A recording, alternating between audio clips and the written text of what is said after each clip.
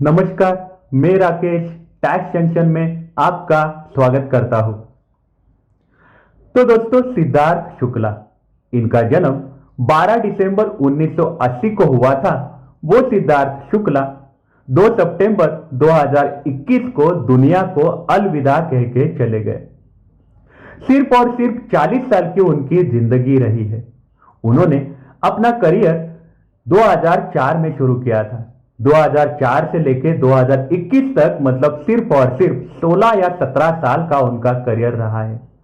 लेकिन ये 16 और 17 साल के करियर में उन्होंने इतनी ज्यादा सफलता, ऊंचाइयां हासिल करी थी कि दुनिया भर से उनके साथ फैंस जुड़ गए थे। चाहे अमेरिका हो, यूके हो, इवन पाकिस्तान हो, बांग्लादेश हो, हर जगह उनके फैंस पाए जाते हैं। अब शुक्ला जी ने ऐसा क्या किया था कि उनके साथ इतने सारे लोग जुड़ गए थे? इस बारे में हम बात करने वाले हैं और साथ ही साथ मैं आपको बताने वाला हूं कि मेरे नजरिए से मुझे शुक्ला जी कैसे दिखते थे और मुझे वो इतना क्यों पसंद आते थे। आप यहाँ पे एक जायज सवाल पूछने वाले हो। आप बोलोगे कि आपका ये जो चैनल है ये तो चार्टर्ड अकाउंटेंट्स का है, इनकम टैक्स की आपने बातें करनी चाहिए, आप शुक्ला जी को इधर क्यों लेके आए हो? तो मैं आपको बताना चाहता हूं कि सिद्धार्थ शुक्ला, इनको मैं अपना मेंटोर मानता था। मैंने कभी सिद्धार्थ शुक्ला का अपने आप को फैन नहीं बोला है। मैंने हमेशा उनको मेंटोर का दर्जा दिया है, क्योंकि मुझे लगता था कि शुक्ला जी के पास ज्ञान का बहुत ज्यादा भंडार है और मुझे यहाँ पे बहुत कुछ सीखने को मिल सकता है। तो आइए जानते हैं कि मेरे नजर से सिद्धार्थ शुक्ला मुझे कैसे दिखते थे। तो सबसे पहले मुझे शुक्ला जी में पसंद आता था उनका अपने फैमिली के साथ जो अटैचमेंट है, वो मुझे बड़ा पसंद आता था।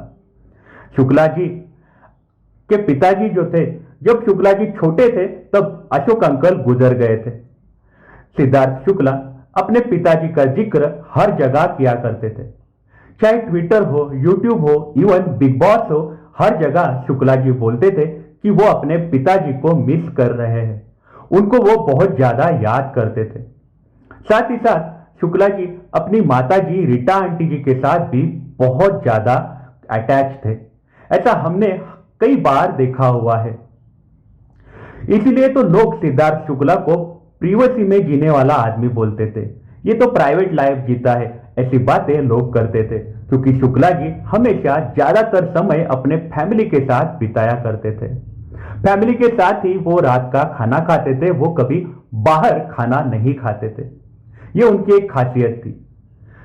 ये हो गई पहली क्वालिटी। अब मुझे दूसरी उनकी क्वालिटी कौन सी पसंद आती थी? तो शुक्ला जी का अपने फैंस के साथ बहुत ज्यादा अटैचमेंट था। उनको फैंस से बहुत ज्यादा लगाव था। शुक्ला जी को ट्विटर का इस्तेमाल करते नहीं आता था, फिर भी शुक्ला जी अपने फैंस के लिए ट्विटर सीख रहे थे।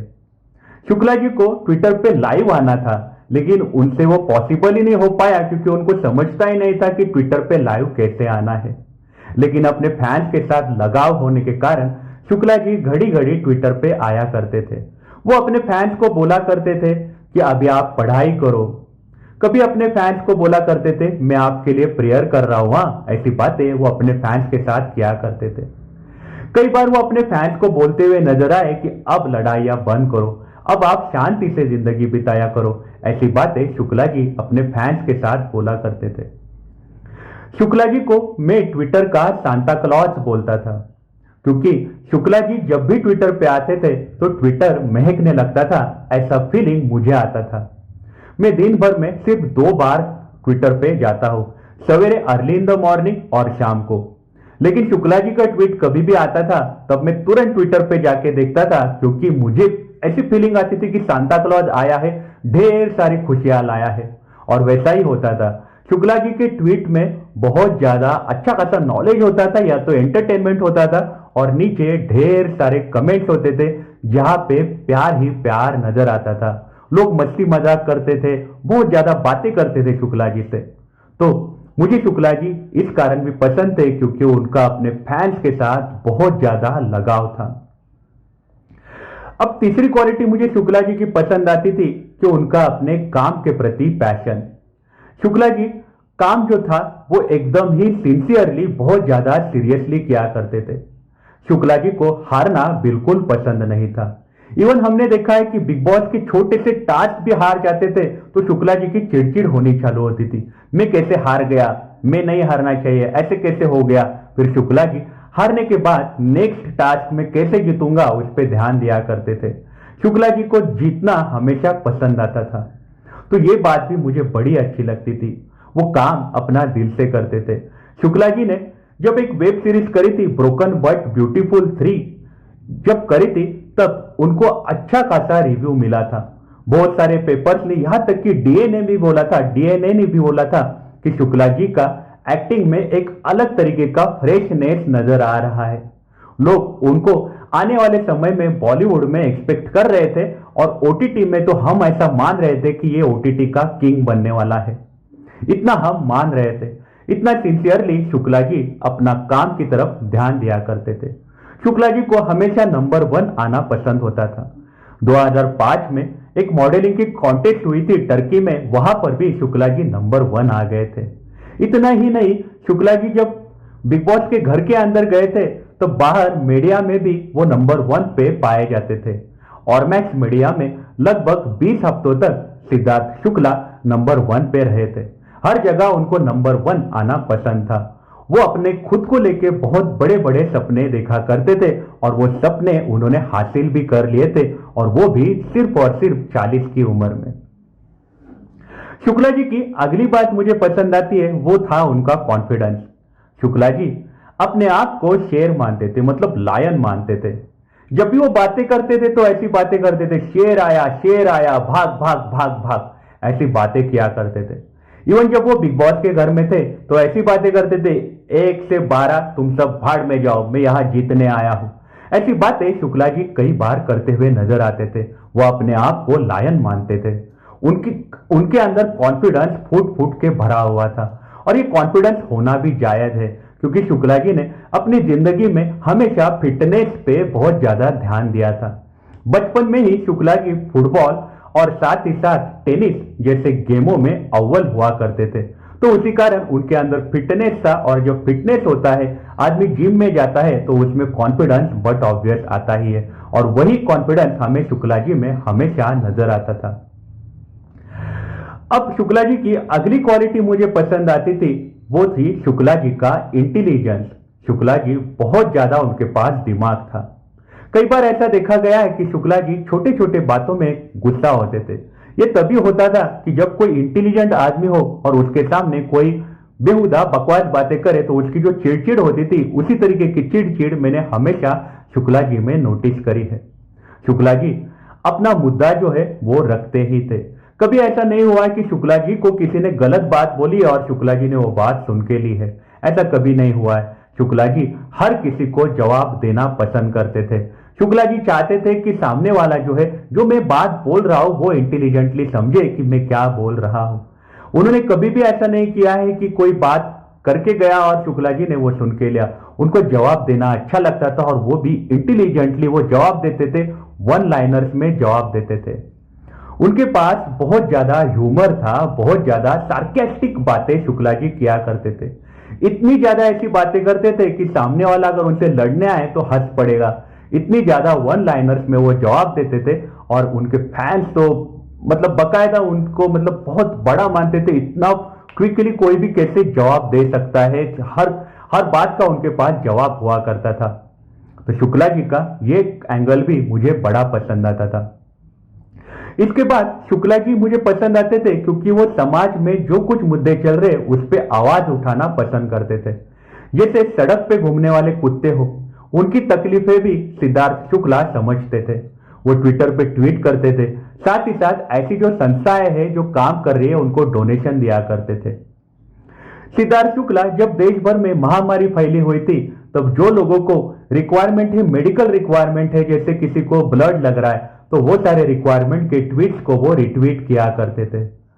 इसी कारण सिद्धार्थ शुक्ला समाज के रिलेटेड बहुत सारे मुद्दे उठाते थे। इतना ही नहीं, जो समाज में सूडो फेमिनिज्म फैला हुआ है उसके ऊपर भी ओपनली बात सिद्धार्थ शुक्ला करते थे। वो कहते थे कि हमारी माँ ने मुझे और मेरी बहन को हमेशा इक्वली ट्रीट किया है। कभी ऐसा बोला नहीं है कि तू बेटा है, तू बेटी है तो तुझे अलग ट्रीटमेंट दूंगी, बेटी को अलग ट्रीटमेंट दूंगी, ऐसा हमारी मां ने कभी बोला नहीं है।